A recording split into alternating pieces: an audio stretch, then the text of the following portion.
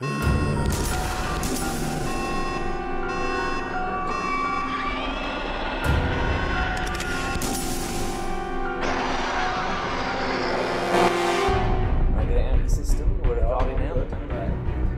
to night number 2 of the Halloween special at Brand X Reviews 2017. So this one, what are we talking about? The Blair Witch. Right, and I've got some stock footage in the background as well. You have to excuse the lameness of it. It's YouTube's finest. Well, we don't want to be like copyright strike, do we? So I'm sure we will. So yeah, Blair Witch, not the Blair Witch Project, which came out in '99, the classic that we've reviewed before. The Blair Witch, the continuation of that. Yeah. So they seem to have basically ignored the existence of the second one. Yeah. And I didn't mind the second one in context of, we know it's not a very good film, but it was interesting direction.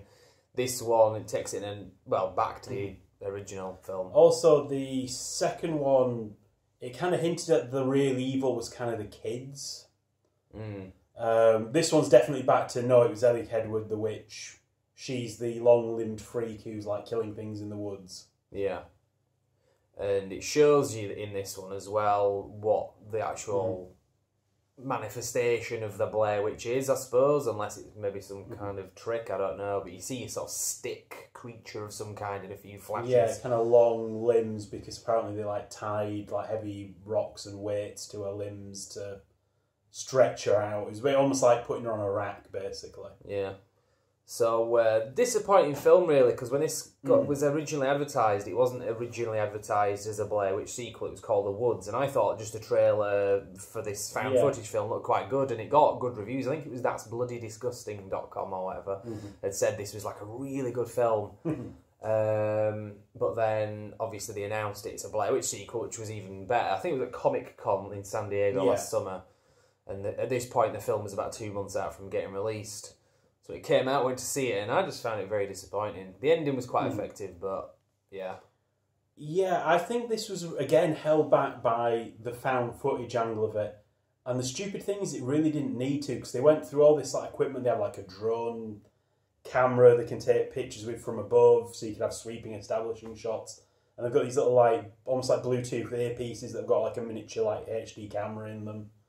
As well as like the actual camera. So it's like, well, there's absolutely no reason for, like, shaky, oh, we're way too close to the picture, and, like, sudden cuts of, like, static and, like, shit. It's like, you didn't need that, so why is this film, the first half of it, full of shit like that? Because when they have those, like, weird, like, glitches in the thing, it creates a loud noise which will make the audience go, like that, and it's, like, like really quite appropriately.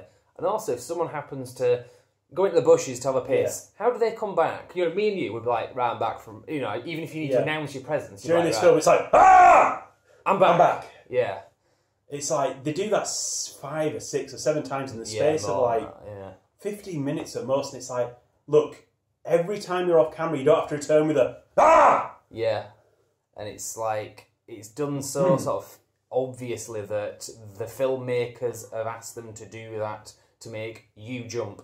It doesn't look like any kind of normal way people interact with each other, especially in that situation. If you put it in like context of the first film, the Blair Witch Project. How many jump scares were there in that? None that I can remember. I mean, they basically just took 3 people out into the woods. They gave them like a page or two on like that. This is your character. Like this is who you're pretending to be. Go and act as this person. And they had them like stuck in close proximity in the woods for a number of days. They'd like cut down on how much food they were given, so they were like hungry and short-tempered. So a lot of the issues where they're like arguing with each other is, you know, it has a certain realism to it because they were pissed off with each other in real life a bit by that point. And it's also why they're going like, what the fuck are all those noises out in the woods? Because they didn't know, oh, like something's going to happen tonight, but they didn't know like, all right, we're going to be making spooky noises just outside the tent and handing up some shit. Now, you couldn't really recapture that because that's a one-time kind of, you know, thing that wouldn't work again. But yeah, they just seem to replace it with very stupid jump scares and say all the, like... and they telegraph them a mile away as well. And they fancy, like, gizmos they, like, go into, like, that they've got with them, and they have absolutely no effect on it.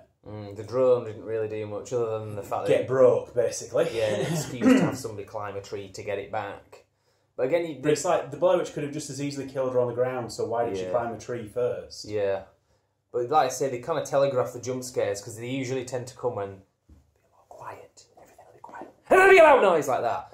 And it's like so many times throughout the film, you just get used to it. And a couple of times, it's so fucking manipulative. Yeah, when it's like, right, well, we're whispering like this. You're like, fuck, let's turn the sound up so we can hear what the fuck they're actually saying. Yeah, and then it's. It's like, what the fuck did Inception just happen? What the fuck was that noise? Oh, the bong noise. Yeah. Well, yeah, it's a good point because, like, obviously it's cinema, you don't have like volume control, but in this, I kept having to mess about with the volume because things will be sort of quiet, so you can hear people talking, and then all of a sudden it's like you said, the Inception bong noise. And, you know, like, the subwoofer's going off, and, you know... It's like, fuck, my ears! And there was the Paranormal Activity... Yeah, they also seem to have the... It's like, what the fuck, is Toby teamed up with the fucking Ellie Kedward? Yeah, what the hell? That was, like, a bit of a rip-off. I mean, yeah, she's a demonic witch now, but, you know, do we really need the Paranormal Activity? Like... Yeah, and it's kind of established in that franchise, not this. But, yeah, in a positive... Stretching here for a positive, but the ending was fairly effective. Fairly effective, and there was bits that were a bit sort of claustrophobic where she's kind of going through the water tunnel or whatever. To be fair though, we've seen that in other things. Yeah. So that was nothing new. I mean, it worked pretty well. I think if they'd focused more on that ending, and instead of just having the stupid jump scare stuff, that actually worked on the first half a bit better. I mean, there was absolutely no reason for all the cutting around between different stuff. Like, oh, here's an extreme close-up of the campfire, a bit of a Dutch angle for no apparent reason because somebody's looking at it really close. Or like, here's like using the cameras. It's like, we can get better footage than that on a fucking like shitty phone camera. Yeah. So you're telling me these like fancy like shit they've got with them, because this would obviously be like top of the range gear they've got. Apparently. And it's constantly going as well, which happens to make you jump. So you know. And it's like we can manage to edit our shitty internet videos without doing that. And the whole point of our shitty internet videos are they're shitty. Yeah, we're using like stock footage, stock Halloween footage in the background now, and it still looks better, you know. And the like contrast keeps going all over the fucking place because of it, you know, like. Even we have better production quality than these guys apparently have. Exactly. It's like, this doesn't make any sense, apart from a cheap jump scare. Where there shouldn't be a jump scare, because you haven't even started the damn film. They're not even left for the fucking woods yet. And I says that to you, didn't I? And as we were going through this, it happened like 4 or 5 times, and you were getting sick of it, and I'm like, look, there's going to be plenty more to come. And I wasn't kidding. Yeah. So, disappointing sequel, really. But in some ways, like I said, in some ways it's kind of a reward in that it shows you a bit of continuation from that first film, because it was very much a standalone film, even if you take the second one into account. It was kind of nice to revisit it for the sake of revisiting it, don't get me wrong, and I like the bits, some elements of it at the end and some of the concepts and stuff, but again, like you say, we've seen it in many other films. I mean, basically with the equipment they had, they could have eliminated a lot of the criticisms you usually get of found footage films, like, it's choppy, it's jumpy, I can't see what's going on. What the fuck? Why are they still carrying a camera around when they're like in the middle of a situation like this? Why the fuck would you ever be carrying a camera? Well, that's removed because they've got these little earpieces which you can forget you even have on. You know, there's no reason not to be carrying the camera around with you. So why the hell does it have to be jumpy? Does it have to be stupid jump scares? It only works. It's like, right, I've not seen that person for 2 seconds. They're off camera. They're going to return to camera with a ah. It's like, why bother? And they do tend to, like I say, do that when they're running out of ideas, the filmmakers. It's like Spoonie says, you know, the sort of cheap jump scares that you get in films like this, it's like the horror equivalent of the comedy pie in the face, all total jokes aside. It can be funny if it's done right. Well, Buff didn't find it funny. But no, shut up, you bastard. So yeah, it's just one of the things that's really disappointing when it happens. And when it happens in a Blair Witch sequel, it's even more annoying. I mean, they could have just worked on the first half with narrative, build up the characters without having to do cheap tricks like, oh, here's them doing this, and here's them doing that, and here's them doing the other, you know.